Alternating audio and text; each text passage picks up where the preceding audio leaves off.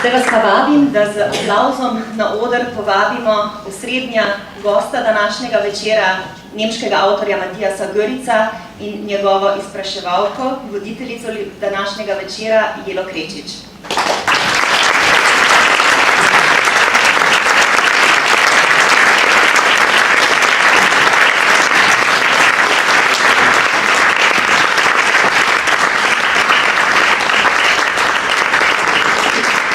Zdraviš v mojem imenu, dober večer. V izjemno veselje mi je, da danes zraven mene sedi Matthias Göritz. Današnji večer bova posvetila njegovi novi knjigi Sanjači in grešniki, ki je izjemno branje za ljudi, ki imajo radi film, pa tudi za tiste, ki ga nimajo. Sijajen vstop v filmski svet, v svet filmskih zgodb, predvsem pa tudi v ozadje filmskih filmov in skratka cele produkcije in ljudi, ki ustvarjajo industrijo sanj. Preden začneva z samim romanom in z natančno analizo, bi samo na kratko predstavila Matthiasa. Rodil se v Hamburgu leta 1969, študiral je filozofijo in literarne vede. Veliko je hodil po svetu kot predavatelj, kot gost rezidenčnih centrov, od Moskve, Pariza, Chicaga. Danes je priletel naravnost iz Istanbula, prav tako iz umetniške rezidence. Matthias ni zgolj romanopisec, je tudi pesnik, morda predvsem pesnik. Napisal je 3 pesniške zbirke, med drugim pesniško zbirko Lux. Za svoj prvenec, za prvi roman, nastal leta 2005, pa je prejel tudi nagrado v Nemčiji. Matthias Göritz tudi ni, kako bi rekla, ni nepoznan slovenski javnosti. Bil je 2-kratni gost festivala Dnevi poezije in vina in nastopil je na Evropski prestolnici kulture v Mariboru. Slovenskim prostorom pa je zvezan tudi kot prevajalec. Prevajal je v tandemu z Alešem Štegrom, pa tudi prevedel je nekaj del Borisa Pahorja. Zdaj bom prišla v angleščino, zato vabim tiste, ki potrebujejo aparat, da si nadajo. So, Matthias, I'm so glad to have you here. I'm glad, Dobro Večer. I'm really glad to be here and to be able to talk to you about my novel, and I'm really happy that it's out. You asked me some interesting questions before we actually get on stage, because we were waiting for everybody is of course praising the event, and you told me that once you are very, very nervous, George Clooney has this technique of humming a song in his head before going on stage so he can really look fancy and smile. And so we did this. Unfortunately, the tune which came to our mind was from some Tarantino movie. I think we were twisting more or less. And so we did not enter that gracefully, but you know, we are here now. Thank you. So, we were also talking about that we chose a perfect moment for this conversation. Your book being about the movie industry, and tomorrow is an Oscar night. Yes, maybe we can influence it a little bit, and I would nominate Charlotte Rampling for a Life Achievement Oscar. I think she deserves it. Please applaud. Yeah, Charlotte. She needed it. What about Carol? Yes, I watched Carol 2 times, and I was actually amazed that it draw me into this kind of like very ice-cold Kate Blanchett performance. It's quite good. It's a very, very good movie. I think it's much better than The Revenant, which is of course the favorite of critics. I don't know if you had the chance to watch it. I mean, it's a really harsh experience. You have to survive this 2 hours of cinematic gruesomeness, you know, and I think it's really exactly produced for being an Oscar movie, and I don't think it has any charm or any story which is worth telling, actually. So this kind of criticism that you are now performing here on stage is also very present in your book. I think that is one of the main qualities of the book, because it's not just very full of information and details about movie and movie industry, but it also really gives a stance towards this material of movies. Your main character is Helmut Erlenberg, He is an old producer who is probably dying, and he's making his last movie, and through him we really get a feeling of not only how production looks like, but also what passion for movies mean. And for me it was amazing. I already told you this. When I was reading the novel, I immediately went to the page IMDb and I googled your guy, your main character, and of course he's not in there. So it's amazing how convincing you are. No, thank you. That's a great compliment. Actually, I was planning of making a faked Wikipedia entry for Helmut Erlenberg, so that he is actually really the guy who is co-producer, producer, writer of all the movies we are talking about in the book. But it was too much work, and at one point I thought like, okay, that's writing another book just on Wikipedia, you know, and no, that did not really serve the purpose. But yes, I mean, this is my process of writing. I encountered Erlenberg because there was some guy suddenly who was talking about the air and about particles he observed in the air. And then he's kind of describing it, it was in my head, all in my head. He was describing it in a way which was so beautiful, which was the perfect metaphor for our frail reality as human beings of trying to grasp something which we see, which is so beautiful that it can be the metaphor of some life which is like fading away. It sounded like a Dickinson poem performed by an old man, and that was the birth of Helmut Erlenberg. And since then, I could not leave him as a character. I had to invent a story around him, and I'm really happy that I did that. But there is also another important character, although he doesn't get to talk much. It's the interviewer. So the basic structure... You can be happy that you are my interviewer tonight and that I'm not Helmut Erlenberg. He would probably not let you ask any questions. Yeah, I'm so grateful. Thank you. And so, you look much better than... So, to get back to the question, the structure of the novel, I mean, this is the part which I loved. The reason why the interviewer wants to interview the Helmut, the producer figure, is because there's a rumor that Erlenberger hit Quentin Tarantino on the last day of shooting of Inglourious Basterds. So what could you say about the relationship between these two characters? They both have different agendas. They definitely do have different agendas. Erlenberg gets his 5 minutes of fame, as Andy Warhol puts it so aptly, of having slapped Tarantino in the face, and there's a rumor that actually Tarantino slapped him back, and that is, of course, the big news for everybody. And why did he do that? And Erlenberg is a seclusive character. He's not talking to anybody.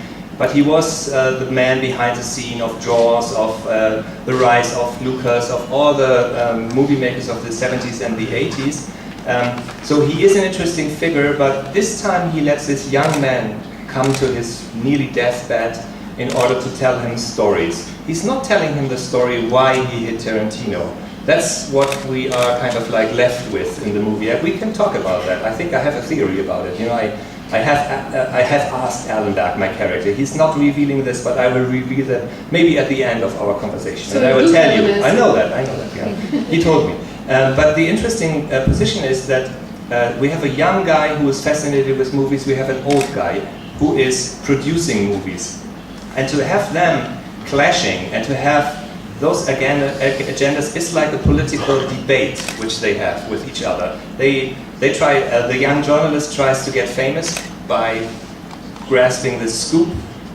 He's not able to do this in the first run at least, but he's getting something out of Erlenberg, which was not known to the world audience before, that Erlenberg wants to do this movie about the beginning of the Second World War, about the Gleiwitz incident. You probably remember that at the end of August, 31st of August, there was this SS Black Ops operation storming a German radio station, doing some fake news. Uwaga, Uwaga, this is Sender Gleiwitz. We Poles attacked the German embassy and we will now fight back. And it was all faked, it was all staged. It is so much what we are dealing with today in everyday politics. Everything is faked in order to get something done. And this was the biggest fake movie organization, which was actually a justification for Hitler getting his blitzkrieg out against Poland. And why do I compare this with movie making? There was this one wonderful director, Ford Coppola, who said in Cannes once that actually movie making is like a war campaign. That is like that. I mean, imagine this, all those troops, all those plans, everything has to be getting together. But it's also the other way around. This Gleiwitz incident was staged like a movie. They had props, they had Polish uniforms, they casted German Polish soldiers which were able to speak perfect Polish and fake Polish German, and they even had so-called canned goods. They had people coming from KZs which they sedated and then shot in order to lie them on the ground to have pictures in order to get a justification that Poles actually did that. And this is like making a movie. This is like staging all the time. And to have this and to get this into play, that the old man wants to do something which he finds absolutely important, to make a movie like that, and not to do a movie like Bernd Eichinger, The Downfall of the Third Reich. You have probably seen that movie 2004, which is praised worldwide. Erlenberg doesn't like that movie. He thinks it's fishy, it's melodramatic, it's not telling the truth. The other one is much harsher. It's the harsher truth that all our lives, all our narration is manipulation. And to have those two people engaging in this manipulation, I want this from you, you want this from me, and then seeing that they are actually coming together and that they are kind of flirting with each other, that they are teaching each other lessons, that they are developing a friendship, that was great for me to discover this in a novel. And this is also why it shows this kind of dialogue novel form, which is kind of interesting. It's you mean the form of the interview? The form of the interview, which is not really an interview, but you have the position of the interviewer is interesting because he reminds me a lot of me listening to Erlenberg as a writer, and I think hopefully you as a reader as well. I mean, Erlenberg is so overpowering, but at one point you understand he needs his opponent, because it's not an opponent anymore, it's somebody he wants to teach something, he wants to give something away, like everybody wants that. Every artist and every old person wants to kind of like keep the torch and go and do something good with your life, do something pretty while you're there.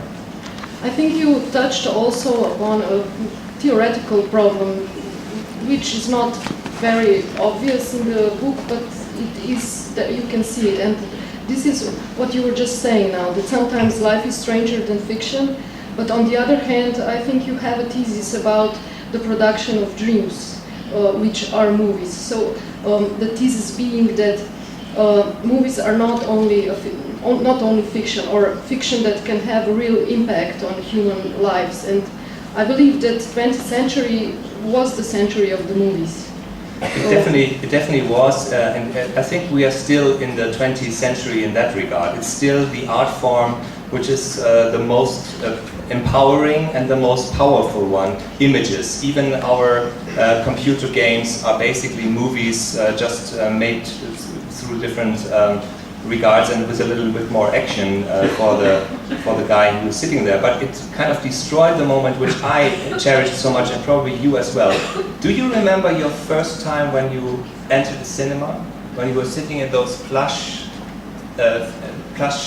couches, you know, and the light faded in, it got dark. It's a very, very magical moment. You are sitting there with hundreds of strangers in one, like here, you know, you're sitting with hundreds of strangers, people, and then you're suddenly drawn onto this kind of very strange thing, light, figures, music, like the one Mitya. This is the only book now with a soundtrack, you know, Mitya is producing a soundtrack from the book throughout the evening. This magical moment is a collective dream, the production of a collective dream, which is the most powerful thing invented ever in art.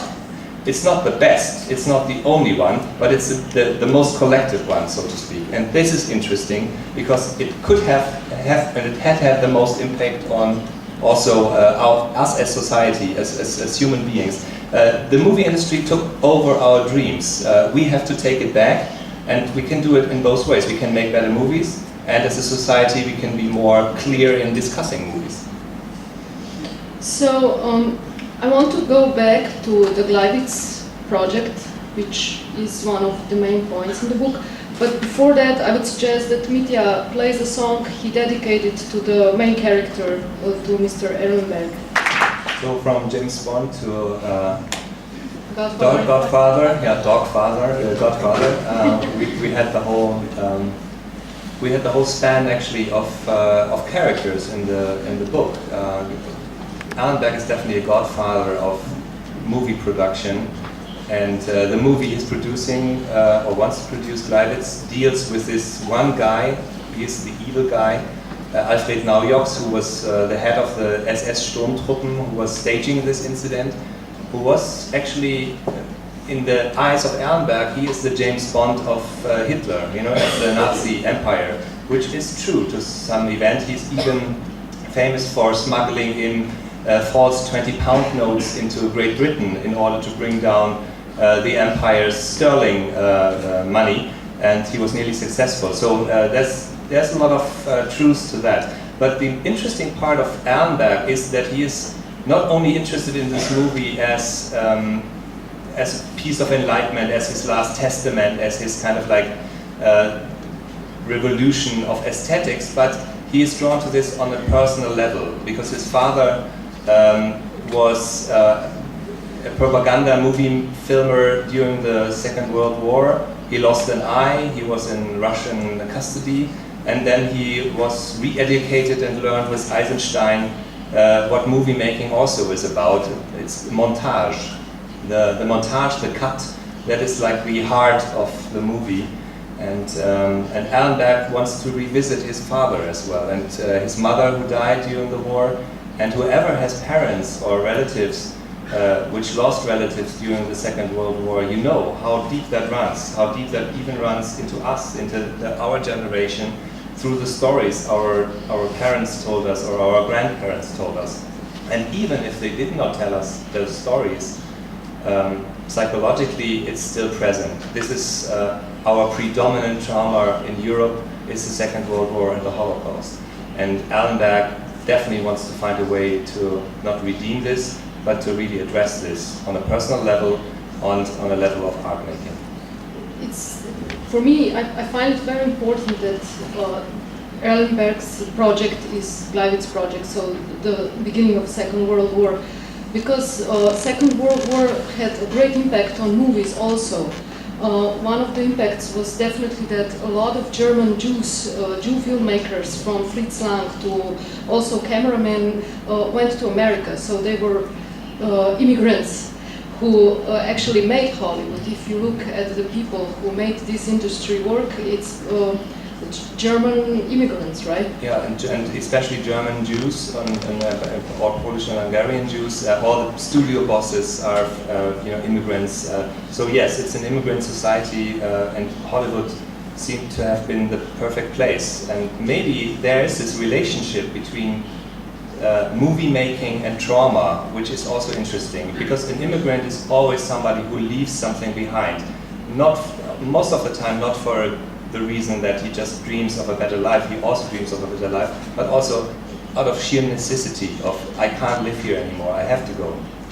And this kind of like combination of fear and a positive dream, I think this is a driving force behind movies that makes them so melodramatic, that makes them so musically direct. Like movie music is always very, very direct. It also comes from an immigrant, basically. It's Korngold, who was an opera composer who was also expelled by Hitler, and all the movie composers learned with Korngold. He could not really bring out another opera in the States. He was not really famous in the States anymore, but as a movie conductor, he was absolutely famous. So yes, you're right. This is like the story of immigration is the story of Hollywood.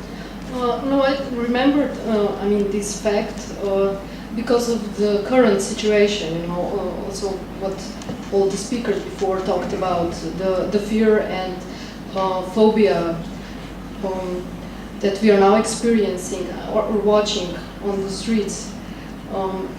So it's very hard to. I was just talking in Istanbul. You can imagine that the situation in Turkey is much more raw than it is even in Europe right now, even in Slovenia or in Germany.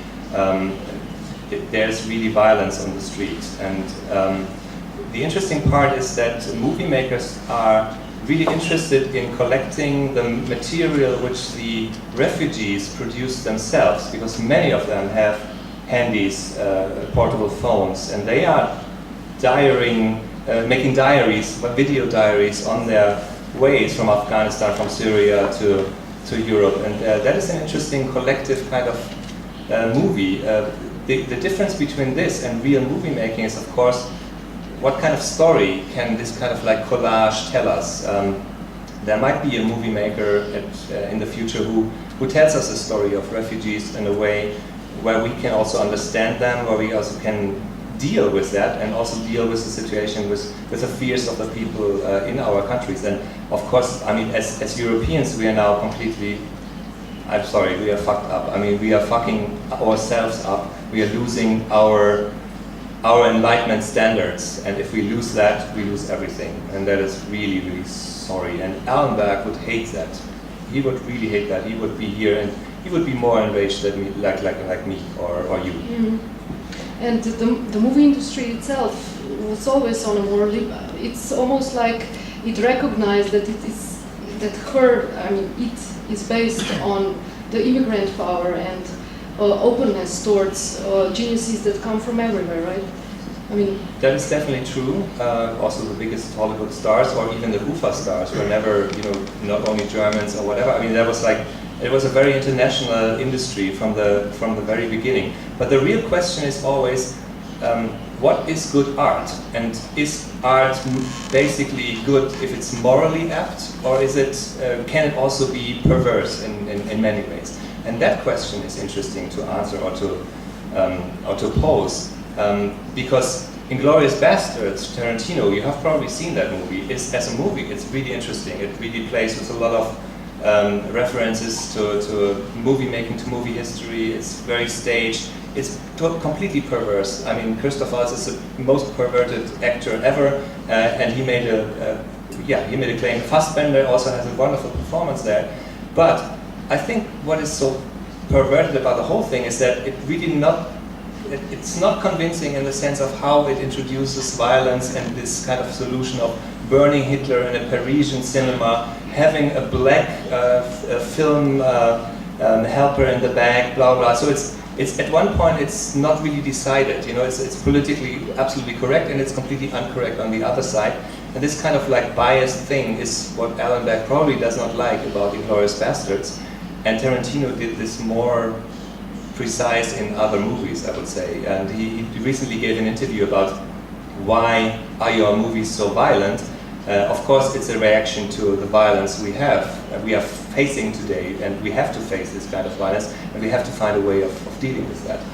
In Inglourious Basterds, Tarantino is too much a manga drawn boy who wants to splatter scenes, and that's probably not the right way to attack the trauma of the Second World War. Oh, well, I beg to disagree with you. Please do. Because in Inglourious Basterds, also a movie about Second World War, what I love about it is that Tarantino doesn't accept a victim for a victim. He doesn't want to promote compassionate and this sort of patronizing attitude towards victims. What he does in most of his movies is that he empowers the victim to stand for herself or himself.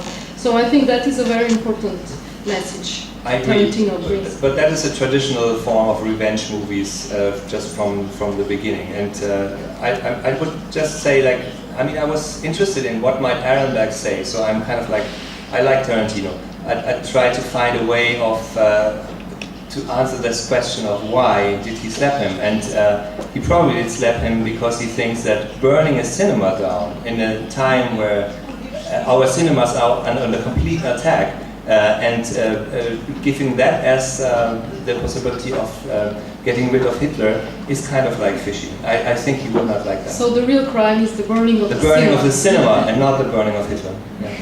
So I think now we should get a little taste of your book. So I propose, Matthias, you start. You will just read one paragraph, and then I will ask an actress, Nataša Keser, to read it in Slovene and the longer version. I read this passage as a story about Hollywood versus European movie, but we'll talk about after we read. The very small scene in German is just to give you the idea of how this voice is formed into my head. And it's in 2011 on the Cannes Film Festival, and you probably remember Lars von Trier, and Alan Berg is a co-producer for Lars von Trier for Melancholia with Kirsten Dunst. Lars von Trier gives this infamous press conference where he claims, "I am a Nazi." And our interviewer, who was really happy that he's in Cannes, now finds Helmut Erlenberg in a stage of complete rage, and this is how he reacts to France and to Cannes. Ich finde Frankreich vulgär, alles nur äußerlich. Das Essen, die Kleidung, der Sex, diese Besessenheit, alles mit Witz und Eleganz zu machen. Dieser Anspruch an die Kultur, immer mit erhobenem Zeigefinger, mit Donc und Mais, als wären sie alle noch der kleinste Radiomoderator, Experten der Haute Cuisine. Nur weil sie ihre eigene beschissene Sprache beherrschen, fühlen sich wie kleine Mini-Picassos oder Operndirigenten. Nein, nein, nein. Die französische Musik ist medioker.